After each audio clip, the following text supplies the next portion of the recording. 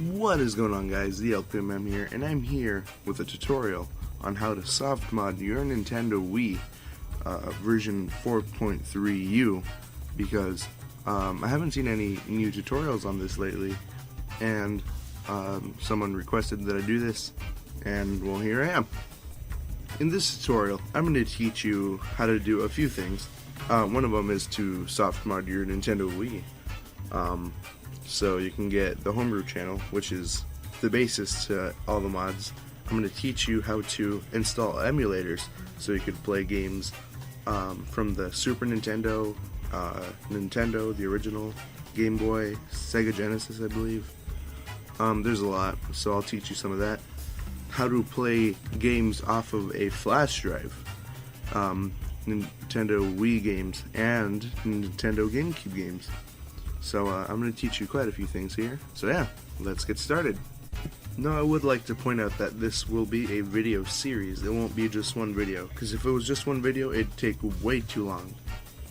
The things you'll be needing: an SD card, 48 gigabytes, it doesn't matter if it's SD or SDHC, a 16 gigabyte flash drive, so you could play games on it, a computer with an SD card reader or a USB card reader, because some computers don't have those built in, a Wii remote, and a GameCube controller. Alright, so we're on the Wii right now, and what we want to do is we want to go over here and press Wii options. We want to press Wii settings and wait for it to load because it takes a while. And up here it's going to say version 4.3u. This is how you verify that you have the right version.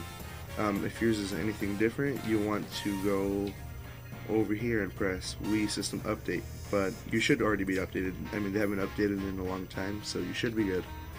You want to go over here, you want to press internet, console information, and you want to write this number right here down. It's going to be a series of numbers and letters. You want to write that down. This is your MAC address. It's going to be used so the soft modding process could be simplified. So yeah, let's go to the next step, which is going to use this MAC address.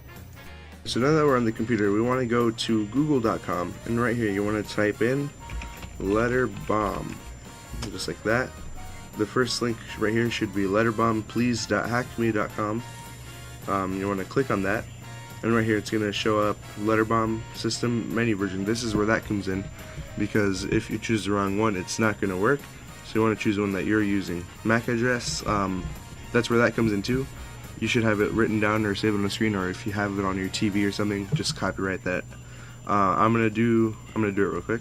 Alright, so now that I typed that in, mine's blurred out because reasons. It was like that on the last screen too. Cut the red wire, cut the blue wire. It really doesn't matter which one you do. They both do the exact same thing. So I'm gonna cut the blue wire because it's my preferred color. And depending on the browser you're using, it should start downloading either the top or the bottom. Firefox is on top, Chrome is at the bottom. I'm using Chrome, so mine downloaded off screen, you can't see it. But I opened it up. You're going to have a few files here.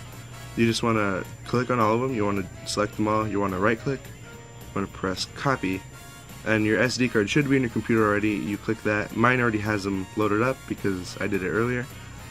But in case, I'll just do it again, just to show how to do it in case you don't know.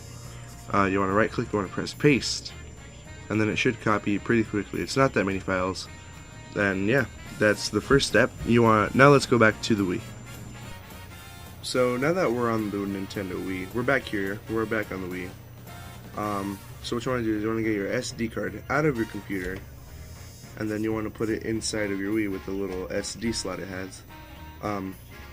You want the little things facing the outside, so it's smaller, and you can see it popped up right there. The SD card is now in. You want to go over here to the Wii message board, that $5 you've never used in your life. So you want to click that. You just want to go through a few, and yeah, right here it popped up. This is Letterbomb. You just click that, and all this should show up. This is totally normal. This is supposed to happen. Do not worry. This shows up. This software must not be sold, neither alone nor as a part of a bundle. If you paid for this software or received it as a part of a bundle following payment, you have been scammed and should demand your money back immediately. For future details, visit the website right there, hbc.hackme.com/scam. So that stays there for a while.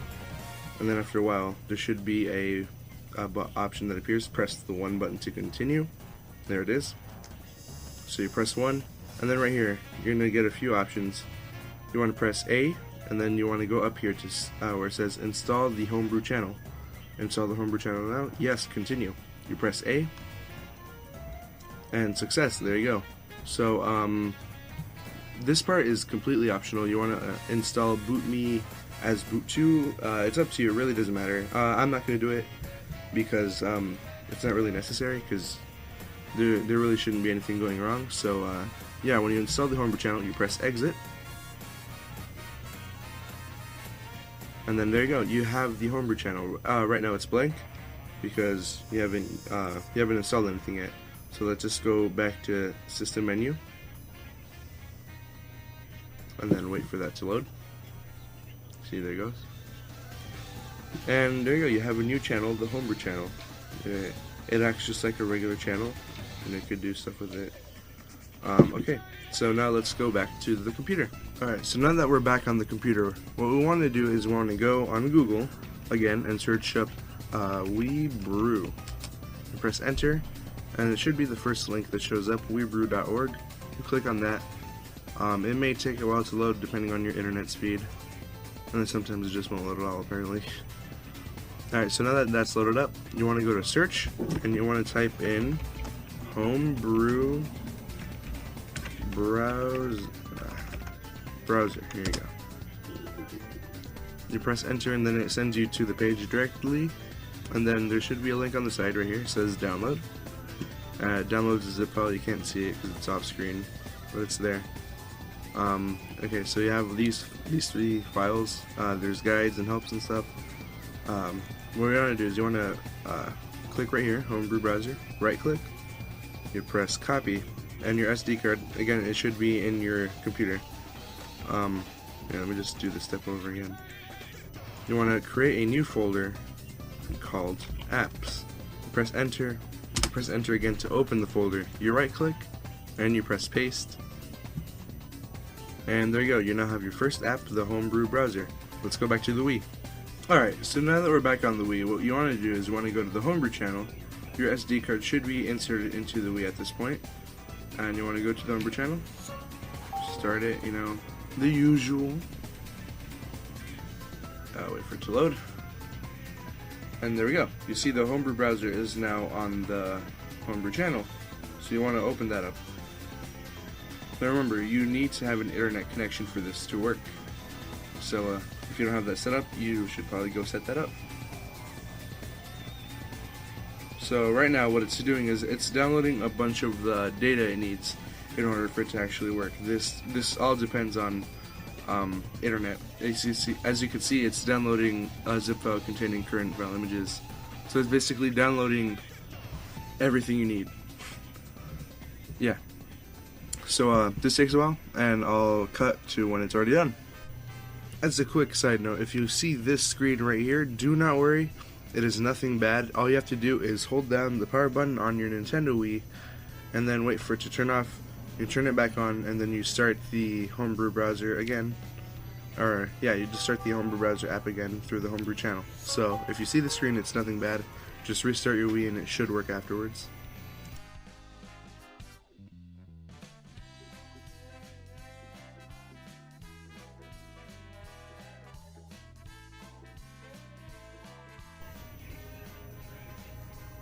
And there we go. So now that it's open up, you can see there's a lot of stuff here. They have their own custom games implemented into this you can install. We're not really going to look into that. What we're going to look into now is emulators. You click on the thing. It takes a while because it's loading up all the data and stuff. So if you realize the Wii remote isn't working, that's because it's loading. And right here you can see there's a few things. This one, SNES 9X, this is a Super Nintendo emulator. FCEU, that's Nintendo regular. So what we're going to do is, depending on which one you want to play, I personally like to go for the, no, not this one. I like to go for FCE Ultra GX, because this is the old school Nintendo emulator, which would work really well with the Wii remote, because the Wii remote is basically an NES controller. just, you know, with the motion sensor. So you hit download, and then it starts downloading. Depending on your internet connection, again, the length may vary. We're just gonna cut here, and yeah. Alright, so now it's just extracting the files. This also should be happening. It's really quick, and yeah, there we go. So now we have that emulator, and but that's gonna do it for this part. Next time we're gonna talk about putting games onto an SD card or a USB, so you can play emulated games with the emulator that you just installed. So yeah, I'm gonna show the example with the NES because that's my preferred console. So yeah, I'll see you guys next time.